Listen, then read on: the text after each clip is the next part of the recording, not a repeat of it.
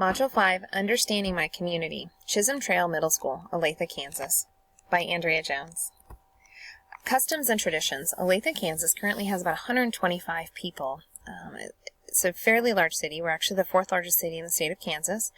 A lot of historical sites are around in Olathe, like the Oregon Trail, Crossing Point, California Trail, Santa Fe Trail, the Mahaffey Stagecoach. They're all landmarks that identify the westward expansion in the 1800s. Also, that kind of all of our middle schools and all of our elementary schools also kind of reflect from that time period, or also with Native American names. Olathe is considered a bedroom community, which I didn't even know what that was, but I had to look it up. It means there's mostly residential families, and throughout the week, people spend their time at home, like not going out to dinner, not doing other things.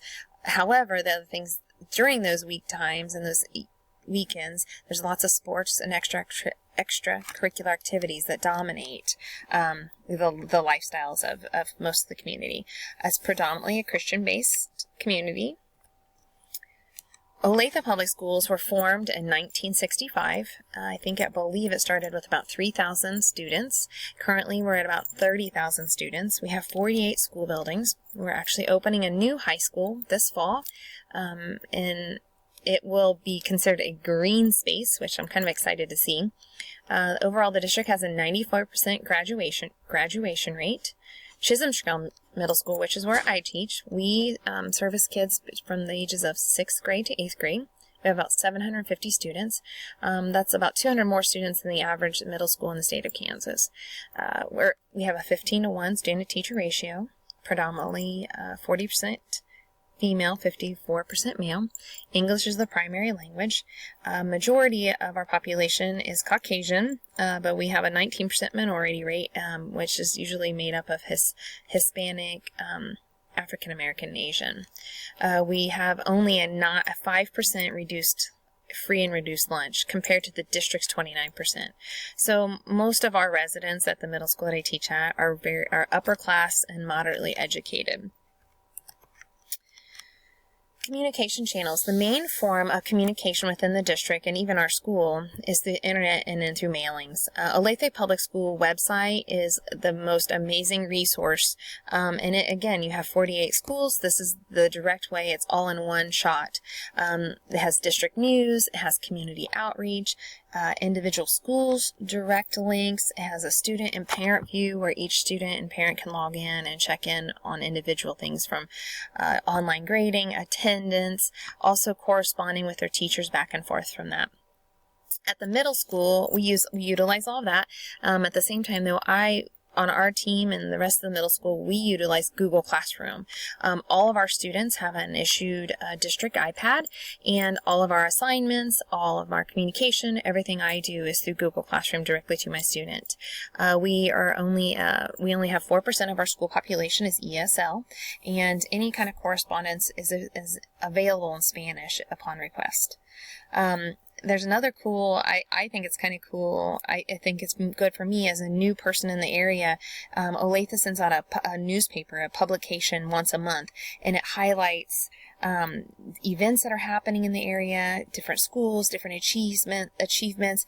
It just kind of pinpoints and says, hey, this is what's happening in our community, and just is a really good outreach for other people in the community that do not have students. And also generally will have some kind of a letter from the superintendent or someone within the district. Community groups. The largest employment group is actually Olathe Public Schools, and we actually partner with Garmin International. They do like GPS, that kind of thing. They are an international company. They fund a lot of things for us and donate a lot of their time and also a lot of money. We are so lucky when it comes to community groups.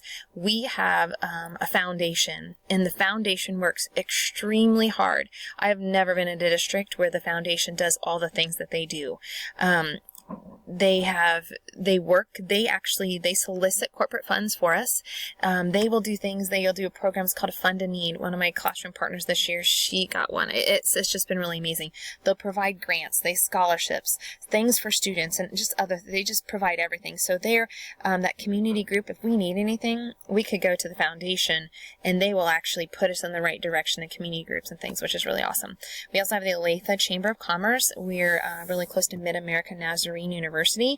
They really work closely with mostly our elementaries. Olathe Medical Center is right there. And we also have great relationships with local church and food banks for backpacks and snacks and different things to help provide for students that are in need. Our district leadership, this past year we have an interim superintendent for the 2016 to 2017 year. Hopefully we're going to have a new direction, and I feel like we're kind of floundering this year and not really knowing what's going to happen with the new leadership. We also have our school board. And then our department heads. Our department heads really are the ones that collaborate and then kind of trickle down that pecking order down to our building leadership. Then we get to our building leadership, and our current administrations in their second year, they've really, and again, this is my first year here, but they've implemented a lot of new procedures. And some people have been there a long time, are kind of bulking at it. I think it's great. Being new, I don't know any different. I think it's all in the right direction and what's best for kids. And I really think that there's really no direct impact outside of school leadership at this time. Community leaders, of course, for us, I think at the Olathe School Board, they're all active professionals within the community, and I think that's huge. They know what is out there, and so they feel like they can give honest and direct input with what's going on and how it affects the learning of our children. Chamber of Commerce, and they promote economic growth, they build partnerships, and they help improve quality of life in Olathe. And I put the mayor on here because I had an interaction with him this year, and I thought, gosh, what a great, stable, human being to just kind of to be the leader of this city. And I just thought he's just been a really active member of the community. I believe he's like CEO of a bank. He's just really an advocate for our community in general and actually for our education.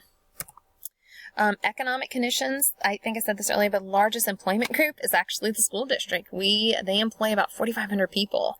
Other contributors, more on the commercial side, is Garmin, Farmers Insurance. It's not the headquarters here, but I think it's the largest hub office is here in Olathe. Honeywell. The average household generates about $77,000 a year, and we're only at about 7% of Olathe lives in poverty, and that's actually less than the national average, which is great. Early 2000s, there's a lot of commercial development going on in here, and which brought in more residential area. This is a really fast-growing community. In 2008, we're one of the top fastest-growing cities in the nation. We were ranked one of the best places to live in the country as well. One of the problems that was, again, and I think this is everyone in the state, that lacking of state funding. And I think this is a huge negative. I was looking at just some numbers. Our district debt has doubled since 2000, which I think is crazy. And the average is about $12,200 per pupil per year, which is actually above the average of what the average state does. And I thought this was huge before I was here, but in 2016 they passed a bond. It was a technology initiative to give every middle schooler an iPad, and every high schooler gets a laptop. Current political structure in the state. In June 8th, 2012, and I don't know, I just read an article on it, is waiting to see if the governor will sign this bill to see if it'll pass through. There's just lots going on in the state the last couple years, a lack of funding, and this was at the Supreme Court, I believe. And if this passes, to gain about $9.7 million, Olathe will, and I think that's really great. It would probably increase some property tax. And one of the things that I thought was interesting that they also would include in this bill that they were wanting to pass, that would be a funded full day kindergarten for everyone in the state. Current funding right now, federal is only 5%, state is 52%, and then local funds are 43%. Social tensions. Olathe was voted in 2015 for the nation for the safest city, which with any city over 100,000 people. It's just a really great place to live in the city. It has low crime rate, low poverty, low unemployment, and it's just a moderately educated population. So just great people, and it's been awesome. To kind of throw this in, it was in the media, and it was like a mile from our house. It was very scary for me, and our family. But in March, there was a hate crime that happened, from racial profiling, and there was gun violence. And then unfortunately, employee from Garmin was shot and killed, just because of race. And so it was a very sad thing, but it was very rare for this, where we are. Extra resources information. Like I said, Olathe sends out that monthly publication. School board minutes are published. Olathe public website, and also the foundation website are great resources. Power structure. Power is changing hands this year, so we'll have a new superintendent. Of course, we have the board approval. Department heads work collaboratively to implement new policies, which I've seen this year, and then it trickles down to our administrators, which they are then enforcing with the buildings. And then for us, we have a team lead. They help organize, document, report the data or whatever we're working on. We get it back, and then our teams work together to implement the new policies. Multicultural issues. It's crazy. I've only been here a couple months, and I've searched and see if I see anything. Overall, Olathe is about 70% white Caucasian, 15% Hispanic, 8% African American, 4% Asian. What I've noticed in our school, things that we have multicultural activities are trickled within are language arts. I've seen it in art, cooking, foreign language class, and then also clubs that we have every Friday. Power structure. Public school funding, I think, is always an issue. Finding other resources, like within our foundation, allowing us as a big district to, if we're not going to get the funds from the state or wherever, allowing us to use the resources that we have. Looking for alternatives ahead of time. End of the year budget cuts for teacher. I noticed this year I was supposed to go on a training, but it was cut. So we had to find a local alternative, or looking at the district to train me within the district. Public opinions, we just got back. They sent out a parent survey and a teacher survey, and the board just released the data just last month. So 94% of parents in Olathe gave the district an A or B rating for education, for facility, and high ratings for everything, typically across the board. Teacher survey, I actually took it. 94% we are providing a high quality of education. The only two areas that actually fell below the teacher approval of 80% were benefits continue, but I believe it had grown from 41% to now it's 60%, and then quality of learning, so in service, those kind of things, to making sure that we have the best opportunities to be able to teach our children. Measuring public opinion. Now, once we've done those surveys, what are we going to do with it? Look at the area of connections within the community, and then look, once information obtained, what will we do with it? Will we create a plan? Will we create to change, or will we create a plan to maintain?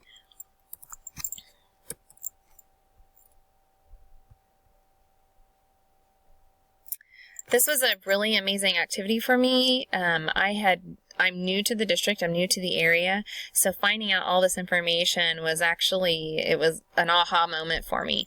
It is a very large district, and I think there's a lot of resources within the community that I'm unaware of, and a lot of things that I'm in my own little bubble at our school, that with a large district, things are way different on different parts of the city. So it was a great opportunity for me to learn more about my school.